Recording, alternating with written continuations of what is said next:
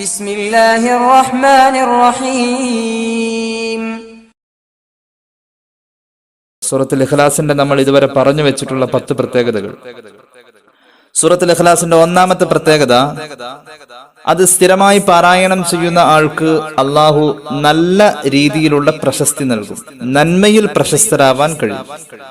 രണ്ടാമത്തെ പ്രത്യേകത, സൂറത്തുൽ ഇഖ്ലാസ് പാരായണം ചെയ്യുമ്പോൾ ഒരു പ്രാവശ്യം സൂറത്തുൽ ഇഖ്ലാസ് പാരായണം ചെയ്യുന്ന വ്യക്തി പരിശുദ്ധമായ ഖുർആനിന്റെ ഘടനയിൽ 1/3 ഭാഗത്തെയാണ് അയാൾ പാരായണം ചെയ്തത് എന്നതാണ് അതുകൊണ്ട് സൂചിപ്പിക്കപ്പെടുന്നത്. അതായത് ഖുർആനിന്റെ 1/3 കിടപിടിക്കുന്ന ഒരു പ്രതിഫലം ഒരു പ്രാവശ്യം സൂറത്തുൽ ഇഖ്ലാസ് പാരായണം ചെയ്യുന്ന വ്യക്തിക്ക് കിട്ടുന്നു എന്ന് ചുരുക്കം. സൂറത്തുൽ ഇഖ്ലാസിന്റെ മൂന്നാമത്തെ പ്രത്യേകത, നമ്മുടെ പാപം പൊറുക്കും. സൂറത്തുൽ ഇഖ്ലാസ് ഇങ്ങനെ പാരായണം ചെയ്താൽ മതി, നമ്മുടെ പാപം അള്ളാഹു പൊറുത്തു തരും. അള്ളാഹു തൗഫീഖ് ചെയ്യട്ടെ.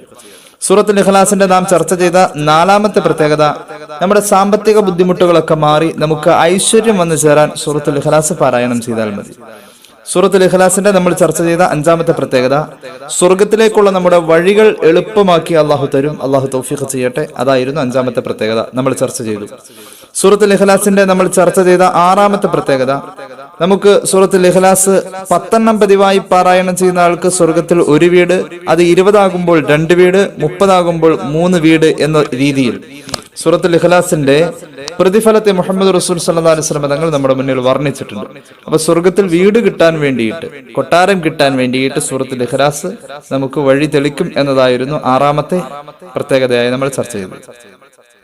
സൂറത്തുൽ ഇഖ്ലാസിന്റെ ഏഴാമത്തെ പ്രത്യേകത, നമ്മുടെ ഹിദായത്ത് നിലനിർത്താൻ, നമുക്ക് ഇസ്തിഖാമത്തിന്റെ മാർഗത്തിലായി ഹിദായത്തോടുകൂടെ ജീവിച്ച് നമ്മുടെ അന്ത്യം വരെ പടച്ചോന്റെ മാർഗത്തിലായി ജീവിക്കാൻ സൂറത്തുൽ ഇഖ്ലാസ് കാരണമാകും. അതിന്റെ പാരായണം കൊണ്ട് അള്ളാഹു നമ്മെ സഹായിക്കും എന്നതായിരുന്നു ഏഴാമത് നമ്മൾ ചർച്ച ചെയ്തത്.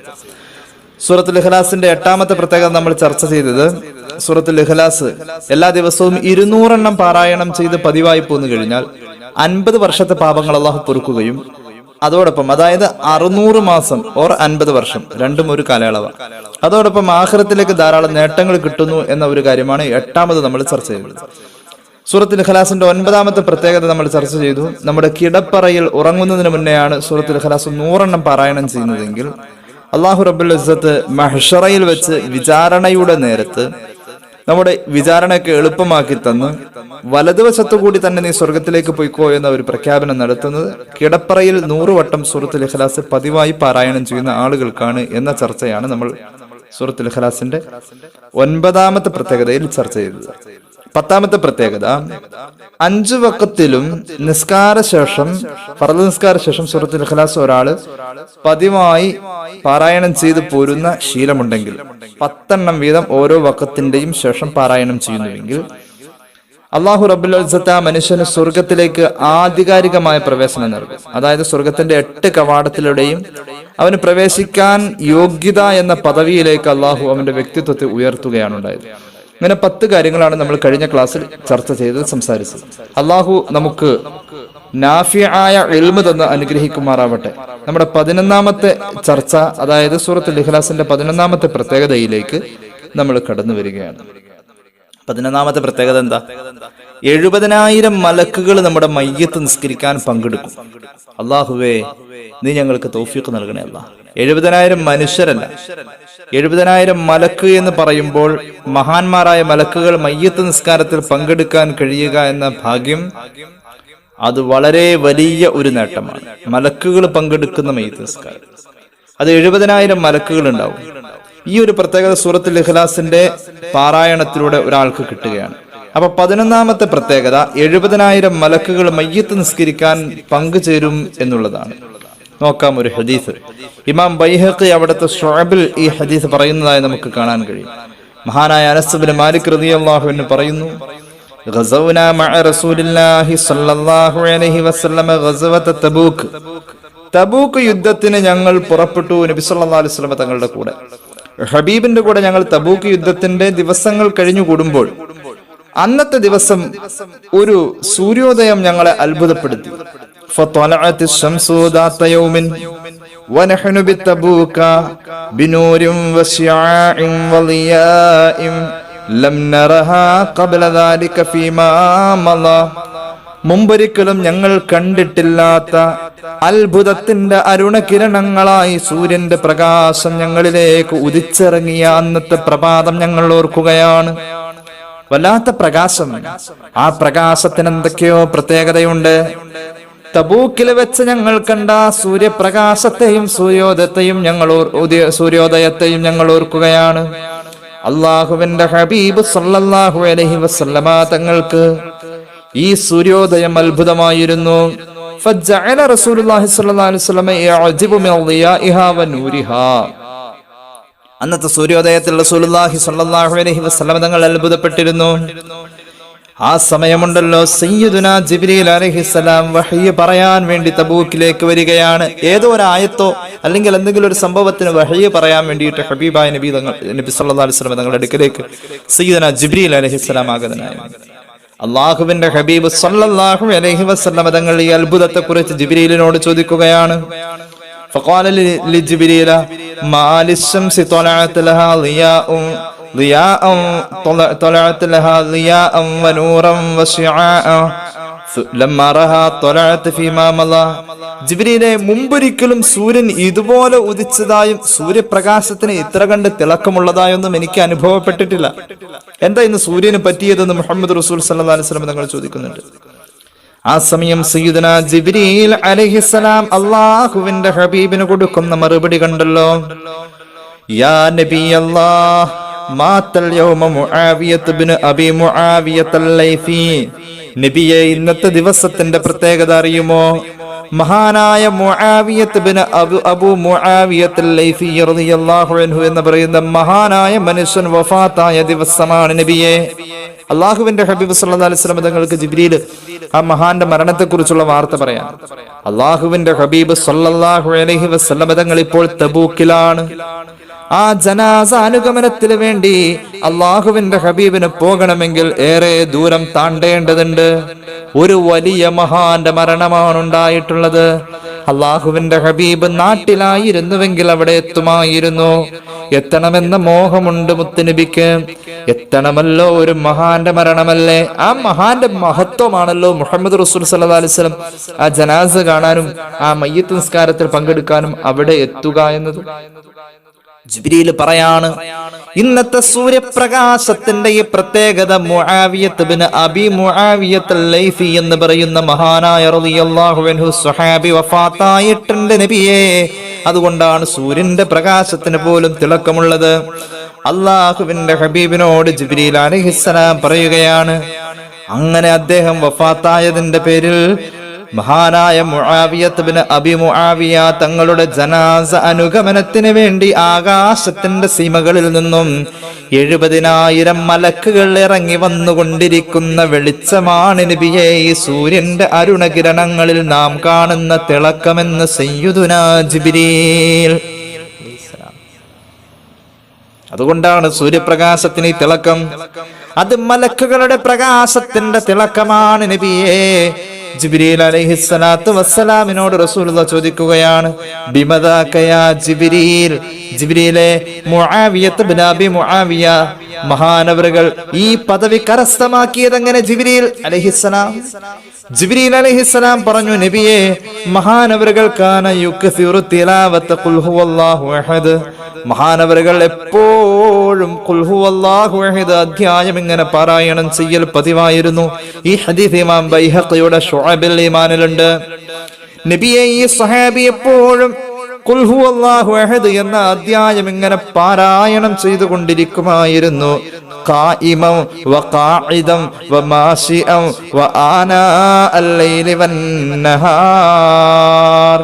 നബിയെ, നിന്നാലും ഇരുന്നാലും കിടന്നാലും നടന്നാലും രാവിലും പകലിലും ഒക്കെ മുആവിയത്ത് ഇബ്നു അബൂ മുആവിയ തങ്ങൾ എപ്പോഴും അദ്ദേഹത്തിന്റെ നാവിൻ തുമ്പിൽ ഉണ്ട് നബിയെ ഖുൽ ഹുവല്ലാഹു അഹദ് എന്ന് സയ്യിദുനാ ജിബ്രീൽ. അല്ലാഹു നമുക്ക് തൗഫീഖ് ചെയ്യട്ടെ. അങ്ങനത്തെ ഒരു മഹാൻ വഫാത്തായപ്പോൾ ആ ജനാസാനുഗമനത്തിന് വേണ്ടിയിട്ട്, ആ മയ്യിത്ത് നിസ്കാരത്തിന് വേണ്ടിയിട്ട് 70,000 മലക്കുകൾ ഇറങ്ങി വന്ന പ്രകാശമായി ഇന്നത്തെ വെളിച്ചമെന്ന് സയ്യിദുനാ ജിബ്രീൽ അലൈഹിസ്സലാം. അള്ളാഹുവിന്റെ ഹബീബ് അത്ഭുതപ്പെട്ടിരിക്കുക. സൂര്യപ്രകാശം കണ്ടപ്പോൾ അത്ഭുതപ്പെട്ടിരുന്നു. അതോടൊപ്പം ഈ മഹാന്റെ വഫാത്തായിരുന്നു എന്നറിഞ്ഞപ്പോൾ വീണ്ടും അത്ഭുതപ്പെട്ടു. ഈ മഹാൻ ഈ പദവി എത്തിച്ചത് എന്തുകൊണ്ടെന്ന് പറഞ്ഞു കേട്ടപ്പോഴും അപ്പോഴും അത്ഭുതപ്പെട്ടു. മഹാനായ ഹബീബായ നബി തങ്ങളോട് സല്ലല്ലാഹു അലൈഹി വസല്ലം ജിബ്രീൽ ചോദിക്കാ, ഫഹല്ലക യാ നബിയല്ലാഹ് അൻ തുസല്ലി അലൈഹി സുമ്മ തർജിഅ, അവിടെ പോയിട്ട് മയ്യത്ത് നിസ്കരിക്കാൻ അങ്ങേക്ക് ആഗ്രഹമുണ്ടോ നബിയേ? ഓ, തബൂക്കിന്ന് അവിടം വരെ പോകണ്ട, ഒരുപാട് ദൂരമുണ്ട്. സയ്യിദുനാ റസൂലുള്ളാഹി സ്വല്ലല്ലാഹു അലൈഹി വസല്ലം തങ്ങളോട് ജിബ്രീൽ പറയാണ്, അങ്ങേക്ക് ആഗ്രഹമുണ്ട് എങ്കിൽ ഫഅഖ്ബദു ലകൽ അർള, ഈ ഭൂമിയെ ഞാൻ ചുരുക്കി കളയാം നബിയേ. അങ്ങയുടെ മുന്നിലുള്ള സഞ്ചാര പദത്തിന്റെ ദൈർഘ്യത ഞാൻ ചുരുട്ടി വെച്ച് തരാം നബിയേ.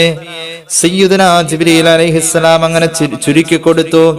അല്ലാഹുവിന്റെ ഹബീബ് ഫഫഅല ഫസല്ല അലൈഹി സുമ്മ റജഅ, ഹബീബ് അവിടെ പോയി മയ്യിത്ത് നിസ്കരിച്ചിട്ട് തിരിച്ചു വന്നു. ഈ സ്വഹാബി ഈ വലിയ പദവി എത്തിച്ചത്, മുഹമ്മദ് റസൂൽ സല്ലല്ലാഹു അലൈഹി വസല്ലം തങ്ങളെ പോലും അത്ഭുതപ്പെടുത്തിയ ഈ പദവി എത്തിച്ചത് സൂറത്തുൽ ഇഖ്ലാസ് കൂടെ ഉണ്ടായിരുന്നു എന്നതുകൊണ്ടാണ്. അള്ളാഹു നമുക്ക് തൗഫീഖ് ചെയ്യുമാറാവട്ടെ.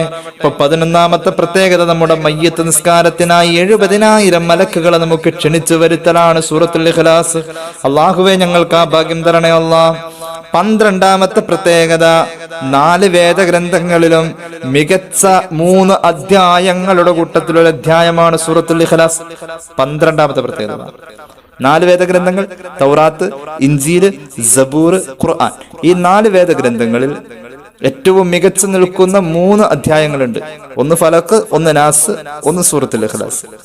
പരിശുദ്ധമായ ഖുർആനിന്റെ അവസാനത്തെ ഏറ്റവും ആ ചട്ടയുടെ ഇങ്ങേ തലക്ക് വരുന്ന ഖുൽ അഊദു ബിറബ്ബിൻ നാസും ഖുൽ അഊദു ബിറബ്ബിൽ ഫലക്കും ഖുൽ ഹുവല്ലാഹു അഹദ്, ഈ 3 സൂറത്തുകൾ 4 വേദഗ്രന്ഥങ്ങളിലും ആ വേദഗ്രന്ഥങ്ങൾക്ക് അനുയോജ്യമായ ശൈലിയിൽ അവതരിപ്പിക്കപ്പെട്ടിട്ടുള്ളതാണ് ഈ 3 സൂറത്തുകൾ. ഈ 3 സൂറത്തുകളിൽ അതിപ്രധാനപ്പെട്ടതാണല്ലോ സൂറത്തുൽ ഇഖ്ലാസ്, ഖുൽ ഹുവല്ലാഹു അഹദ്. അപ്പൊ വേദഗ്രന്ഥങ്ങളായി മുൻകഴിഞ്ഞു പോയ എല്ലാ വേദഗ്രന്ഥങ്ങളിലും മികച്ച സ്ഥാനം നിലനിർത്തിയിട്ടുള്ള 3 അധ്യായങ്ങളിൽ അതിൽപ്പെട്ട ഒരു അധ്യായമാണ് സൂറത്തുൽ ഇഖ്ലാസ്. കാണാം ഒരു ഹദീസ് കാണാം. ഇബ്നു കസീർ അദ്ദേഹത്തിന്റെ തഫ്സീറിൽ ഖുർആൻ വ്യാഖ്യാനിച്ചുകൊണ്ട് പറയുന്നത് കാണാം. മഹാനായ ഉഖബത്ത് ബിൻ ആമിർ തങ്ങൾ പറയാണ് റളിയല്ലാഹു അൻഹു, അല്ലാഹുവിന്റെ ഹബീബ് സല്ലല്ലാഹു അലൈഹി വസല്ലം തങ്ങളെ ഞാൻ ഒരിക്കൽ യാത്രയിൽ കണ്ടു. ആ സമയത്ത് ഫബതദഅതുഹു ഫഖത്തു ബിയദിഹി, ഞാൻ അങ്ങോട്ട് ചെന്നുകൊണ്ട് അല്ലാഹുവിന്റെ ഹബീബിന്റെ കയ്യിൽ അങ്ങ് പിടിച്ചു. എന്നിട്ട് അങ്ങോട്ട് പറഞ്ഞു, യാ റസൂലല്ലാഹ് ബിമനജാതുൽ മുഅ്മിനി, നബിയെ ഒരു സത്യവിശ്വാസിയുടെ വിജയം എങ്ങനെയാണ് നബിയെ? ഒരു സത്യവിശ്വാസി വിജയിക്കുക, ഒരു സത്യവിശ്വാസി എങ്ങനെ വിജയിക്കുക? അല്ലാഹു നമുക്ക് വിജയം തരട്ടെ. റസൂലുള്ളാഹി പറഞ്ഞു, ഒരു സത്യവിശ്വാസിക്കുള്ള വിജയം മോനെ പഠിച്ചു വെച്ചോ, യാ ഉഖബ, ഉഹ്റുസ് ലിസാനക വൽയസ്അക ബൈതുക വബക അലാ ഖതിഅതിക. 3 കാര്യം മതി. ഒന്ന്, നീ വർത്തമാനം പറയുമ്പോൾ നിന്റെ നാവിനെ നിയന്ത്രിക്കാൻ നിനക്ക് കഴിയണം. തെറ്റുകൾ സംസാരിക്കാതെ നിന്റെ നാവിനെ നിയന്ത്രിക്കാൻ കഴിയാ. ഒന്നാമതാണ് സത്യവിശ്വാസത്തിന്റെ വിജയം. ഒന്നാമത് ഈ കാര്യത്തിലാണ്. രണ്ടാമത്തേത് നിന്റെ കുടുംബത്തോട് നീ വിശാലത ചെയ്യലാണ്. കുടുംബക്കാരോട് മാന്യമാവാ, കുടുംബക്കാരോട് സ്നേഹം കാണിക്കുക, അവർക്കുള്ള കാര്യങ്ങളൊക്കെ ചെയ്തു കൊടുക്കുന്നതിൽ ഒരു ഇബാദത്തിന്റെ പരിഗണനയിൽ പ്രവർത്തിക്കുക. ചില ആൾക്കാരുണ്ട്, കുടുംബത്തിന് കൊള്ളൂല, നാട്ടുകാർക്കല്ല, അത് പറ്റൂല.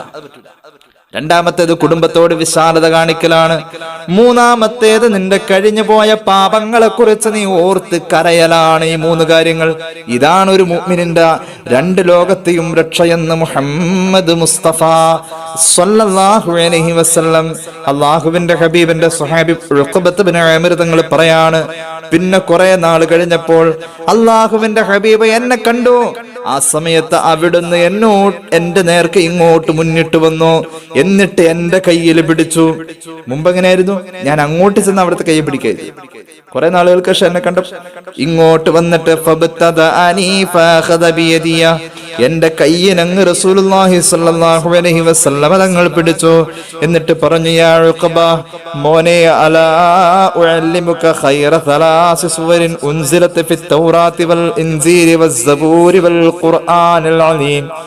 4 വേദഗ്രന്ഥങ്ങൾ തൗറാത്തിലും ഇൻജീലിലും സബൂറിലും ഖുർആനിലും അള്ളാഹു അവതരിപ്പിച്ചിട്ടുള്ള ഏറ്റവും മികച്ചു നിൽക്കുന്ന 3 അധ്യായങ്ങളെ കുറിച്ച് ഞാൻ നിനക്ക് പഠിപ്പിച്ചു തരട്ടെ മോനെ. ഖുൽതു ബലാ യാ റസൂലല്ലാഹ്, ഞാൻ പറഞ്ഞു അങ്ങ് പഠിപ്പിച്ചാലും ഹബീബേ. ജഅലനി അല്ലാഹു ഫിദാക യാ ഹബീബല്ലാഹ്, അങ്ങ് പഠിപ്പിക്കണേ നബിയെ. ഫഅഖറഅനി, അവിടെ നിന്നുകൊണ്ട് റസൂലുള്ളാഹി സ്വല്ലല്ലാഹു അലൈഹി വസല്ലം എന്നെ കൊണ്ടങ്ങ് ഓദിപ്പിക്കുകയാണ്. ഖുൽ ഹുവല്ലാഹു അഹദ് എന്ന അധ്യായവും ഖുൽ അഊദു ബിറബ്ബിൽ ഫലഖ് എന്ന അധ്യായവും ഖുൽ അഊദു ബിറബ്ബിൻ നാസ് എന്ന അധ്യായവും. എന്നിട്ട് ഹബീബ് എന്നോട് പറയുകയാണ്, യാ ഉഖബ ലാ തൻസഹുന്ന വലാ തുബത് ലൈലതൻ ഹത്താ തഖറഅഹുൻ വലാ തബിത് ലൈലതൻ ഹത്താ തഖറഅഹുൻ. മുഹമ്മദ് റസൂൽ സല്ലല്ലാഹു അലൈഹി വസല്ലം. മോനെ, നിന്നോടൊരു ഉപദേശം തരട്ടെ. ഈ 3 അധ്യായങ്ങൾ ഒരിക്കലും മറന്നു പോവല്ലേ. ഈ 3 അധ്യായങ്ങൾ ഓതാതെ നീ രാത്രി കിടന്നുറങ്ങല്ലേ.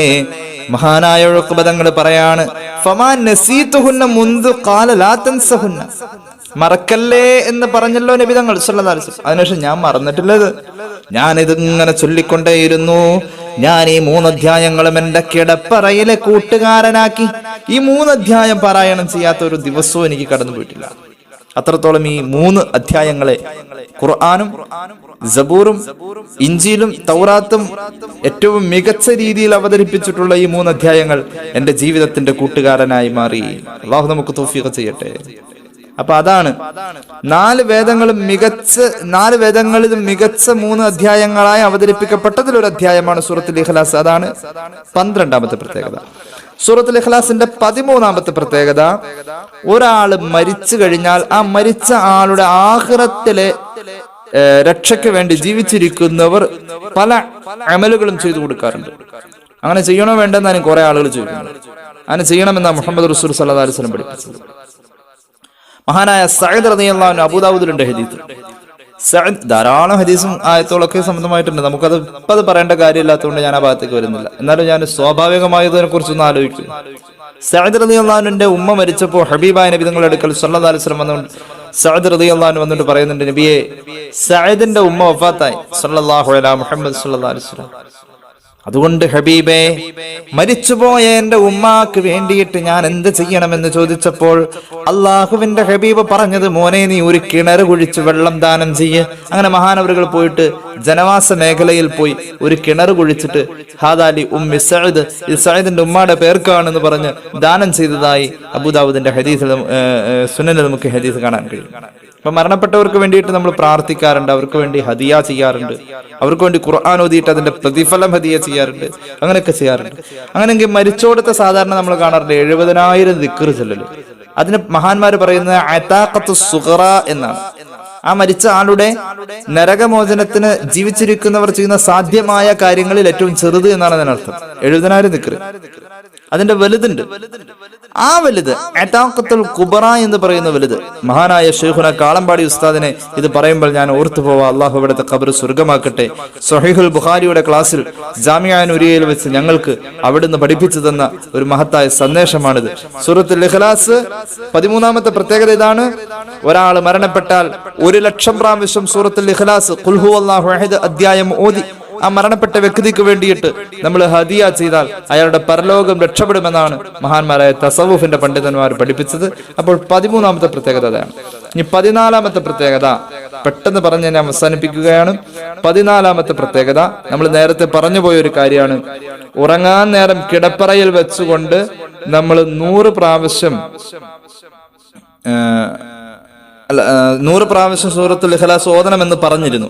അതുപോലെ തന്നെ സൂറത്തുൽ ഇഖ്ലാസ് ഈ 100 പ്രാവശ്യം കൂടാതെ ഫലക്ക് നാസ് ഇങ്ങനെ ഓതി കയ്യിൽ ഊതിയിട്ട് ആ കൂട്ടത്തിൽ സൂറത്തുൽ ഇഖ്ലാസും ഓതി മേത്തൊക്കെ തടക, ശരീരത്തിലൊക്കെ ഇങ്ങനെ തടവ. ഇത് സൂറത്തുൽ ഇഖ്ലാസിന്റെ ഒരു വലിയ പ്രത്യേകതയാണ്. കിടപ്പറയിൽ നമുക്കൊരു വലിയ സുന്നത്ത് എടുക്കാൻ കഴിയും.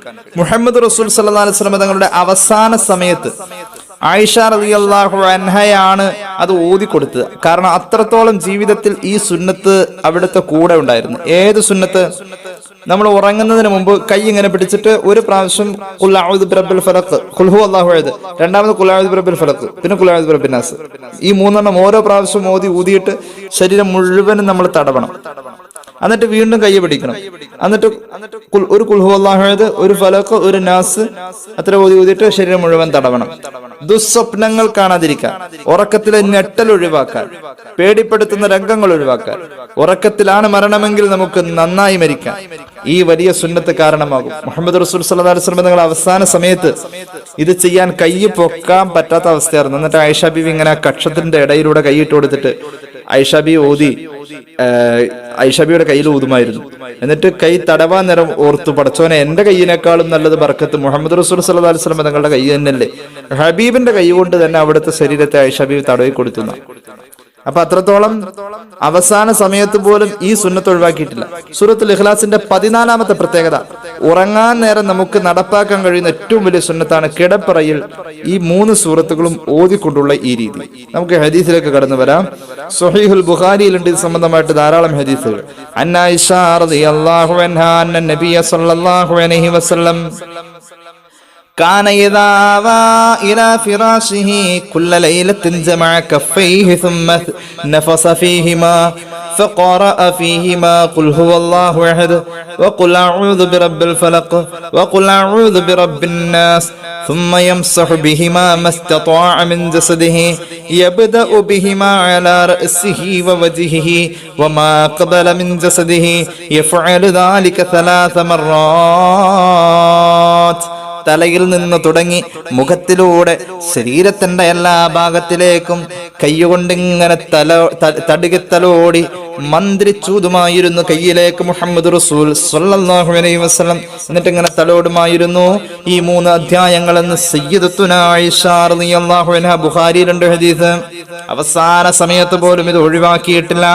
സൂറത്തുൽ ഇഖ്ലാസിന്റെ 14ാമത്തെ പ്രത്യേകത, കിടപ്പറയിൽ നമുക്ക് ഈ വലിയ സുന്നത്ത് പ്രാവർത്തികമാക്കാൻ ഈ അധ്യായം കൊണ്ട് കഴിയുന്നു. അല്ലാഹു തൗഫീഖ് ചെയ്യട്ടെ. സൂറത്തുൽ ഇഖ്ലാസിന്റെ 15ാമത്തെ പ്രത്യേകത, ബിസ്മി കർശനമായി പാലിക്കേണ്ട ഒരു അധ്യായമാണ് സൂറത്തുൽ ഇഖ്ലാസ്. ബിസ്മി കർശനമായി പാലിക്കണം. അതാണ് ബിസ്മി കർശനമായി. ഇപ്പൊ ചിലര് സംശയം ചോദിക്കാറുണ്ട്, ഈ 1,00,000 ഖുൽ ഹുവല്ലാഹു അഹദ് മിക്കവാറും എല്ലാവരോടും പറഞ്ഞു കൊടുക്കാറുണ്ട്. അപ്പൊ ചോദിക്കും, ഉസ്താദ് ബിസ്മി ഓതണോ? ബിസ്മി ഓതണോ എന്ന് ചോദിക്കുന്നത് എന്താ, ഇതിങ്ങനെ തുടർച്ചയായിട്ട് ഇങ്ങനെ ഓതി പോകുന്ന കാരണം ബിസ്മിയും കൂടി ഒഴിവാക്കി അത്രയും കൂടി എളുപ്പമാണല്ലോ, അല്ലേ? നമ്മളെ സംബന്ധിച്ചിടത്തോളം എല്ലാ ദിവസവും നിസ്കാരമുണ്ടോ, ശനി ഞായർ അവധി കിട്ടിയിരുന്നെങ്കിലോ എന്ന് ആലോചിക്കുന്ന ഒരു മെന്റാലിറ്റിയാണ് നമ്മളിൽ ചിലർക്കൊക്കെ ഉള്ളത്. ഇതൊരു ശനി ഞായറെങ്കിലും ഒരു അവധി കിട്ടുകയാണെങ്കിൽ പിന്നെ ഉണ്ടായിരുന്നു. ഇത് എപ്പോഴും എല്ലാ ദിവസവും ഉണ്ടല്ലോ, എല്ലാ പണിക്കും ഒരു അവധി ഉണ്ട്. പടച്ചോനെ ഏൽപ്പിച്ച പണിക്ക് അവധിയില്ല.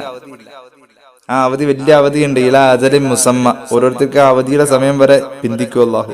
അങ്ങനെ ഓരോരുത്തർക്കും ഓരോ സമയത്ത് അവധി കൊടുക്കുക. അവധിയും ലീവൊക്കെ കിട്ടി കബറിൽ വന്നിങ്ങനെ കിടക്കും. അപ്പോഴേ ഒരാൾക്ക് ലീവ് കിട്ടുക, അവധി കിട്ടുക. സൂറത്തുൽ ഇഖ്ലാസ് ഓതുമ്പോൾ ബിസ്മി കർശനമായി ഓതണം. ബിസ്മി കർശനമായി പാലിക്കേണ്ട ഒരു അധ്യായമാണ് സൂറത്തുൽ ഇഖ്ലാസ്. മഹാന്മാരായ അള്ളാഹുവിന്റെ ഔലിയാക്കൾ പലരും ഈ വിഷയത്തിൽ വിചാരണ ചെയ്യപ്പെട്ടിട്ടുണ്ട്.